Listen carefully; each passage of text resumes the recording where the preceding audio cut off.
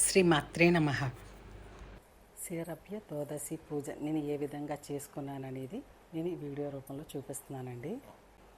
ముందుగా మనం గోమయం పెట్టి నీట్గా శుభ్రంగా అలికి ముగ్గులవి వేసుకోవాలండి. తప్పనిసరిగా చెంకు చక్రాలు నామాలు వేసుకోవాలి. పద్మాన్ని కూడా వేసుకోవాలండి. తులసి అమ్మవారికి మనం చీర ఏమైనా పెట్టాలి అనుకుంటే అమ్మవారికి మన కుండీ బట్టి మనం చీరను కూడా అమ్మవారికి కడితే అందంగా ఉంటుందండి. ఉసిరి చెట్టు ఉన్న కుండీకి కూడా తెల్లటి టవల్ లాంటిది తీసుకొని ఆ కొత్త టవల్ అయి ఉండాలండి. ఆ టవల్ని కూడా ఆ కుండీకి కడితే బాగుంటుందండి. లక్ష్మి నారాయణ లక్ష్మిలాగా నిండుగా కనిపిస్తారండి. అందుకని నేను అలా ఏర్పాటు చేసిన తర్వాత ఇప్పుడు నేను గోమయంతో అలికి బియ్యం పిండితో వరిపిండితో ముగ్గులు వేసాం కదా. ఆ వరిపిండితో ముగ్గులు వేసేటప్పుడు మనం నీట్గా అక్కడ ఉసిరి దీపాలు, ప్రమిదతో దీపాలు ఎన్ని రకాలంటే అన్ని రకాలు మినిమం 101 ఒత్తితో దీపారాధన ఆ కళ్యాణం రోజు చేయడం వల్ల చాలా మంచిదండి. అలాగా 365 ఒత్తు కాక 101 ఒత్తుతో ఇలా మనం బొడ్డు ఒత్తులు అంటారు కదా, పువ్వు ఒత్తులు అంటారు, కుంభవత్తులు అంటారు, ఆ ఒత్తులతోటి నెక్స్ట్ పొడవ ఒత్తులతోటి ప్రమిదిలో వేశాను. ఉసిరి దీపాలు ఇవన్నీ అలంకరణ చేశానండి.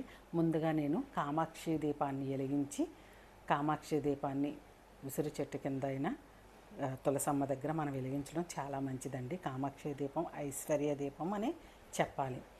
ఆ కామాక్షి దీపాన్ని వెలిగించిన తర్వాత నేను లక్ష్మీనారాయణ విగ్రహాన్ని కూడా చిన్నది ఉంటుందండి. కళ్యాణంలో తప్పనిసరిగా నేను తులసి అమ్మ దగ్గర పెడతాను.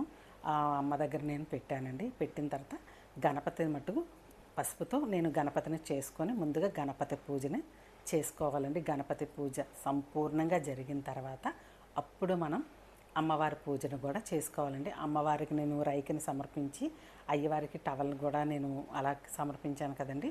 అందుకని నేను జాకెట్ పీస్ మీద తాంబూలం, ఫ్రూట్స్, గాజులు అన్నీ తయారు చేసి అక్కడ పెట్టానండి. మనం చీరది అట్లేమో అనుకునేటప్పుడు తప్పనిసరిగా 2 జాకెట్ పీసులు అయితే పెట్టాలండి. ఒక జాకెట్గా ఎప్పుడు పెట్టకూడదు, 2గా పెట్టాలన్నమాట. అలా పెడితేనే నిండుగా సంపూర్ణంగా ఉంటుంది. ఈ తులసి మాత మొదల్లో చెట్టు మొదల్లోని పసుపు కుంకంతో కూడా లక్ష్మీ అష్టోత్తరం చదువుతూ పూజ చేసుకోవాలండి. పెళ్ళిగాని అమ్మాయిలు మటుకు ఇలా కుంకం పూజను చేస్తుంటే తులసి కళ్యాణం చేసి ఇలా పూజ చేయడం వల్ల పెళ్ళి సంబంధాలు వచ్చి బేగా అవ్వకుండా తప్పుకుంటూ ఉంటాయి చూడండి. అలాంటి వాళ్ళ చేత కూడా ఈ కళ్యాణం చేయించడం వల్ల వాళ్ళకి బేగా కళ్యాణం కూడా అవుతుందండి. చాలా మంచిది. మనకు సంతానం కూడా ఉండట్లేదు, నాకు సంతానం కోరిక తీరాలి, సంతానం కలగాలి అనుకునే వాళ్ళు కూడా ఇలా తులసి కళ్యాణం చేయడం వల్ల కూడా మనకి సంతానం కూడా లభిస్తుందండి. కొబ్బరికాయ కొట్టిన తర్వాత కొబ్బరికాయ మీదుగా మనం తప్పనిసరిగా బెల్లాన్ని అయితే మటుకు పెట్టాలండి. తులసి అమ్మకి బెల్లం ముక్క నైవేద్యంగా పెట్టడం చాలా మంచిది. అమ్మవారి ఏ కోరికతో చేసినా అమ్మవారు తప్పకుండా తీరుస్తారండి. ఎందుకంటే తులసీమాత ఏ ఇంటి ముందు ఉంటే ఆ ఇంటి ముందు సకల సంపదలు కలుగుతాయండి. అంత లక్ష్మీ కటాక్షం అయితే అమ్మవారు సంపూర్ణంగా మనకి ఇస్తారండి.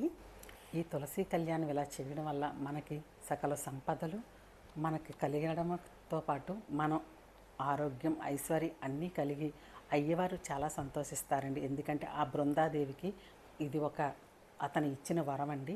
ఈ పూజను చేయడం వల్ల అతను చాలా సంతోషిస్తారు కనుక మనకు సకల సంపదలు కలుగుతాయండి.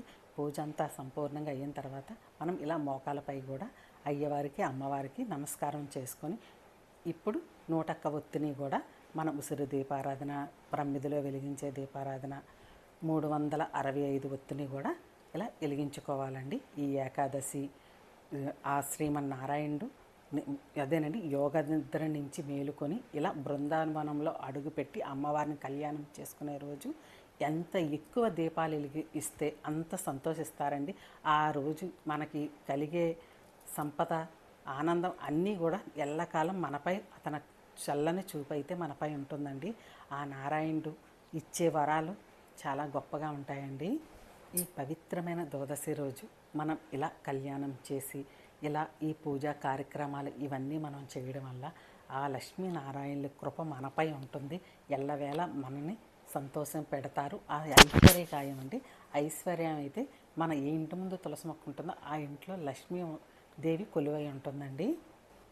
నా వీడియో నచ్చితే లైక్ చేయండి, షేర్ చేయండి.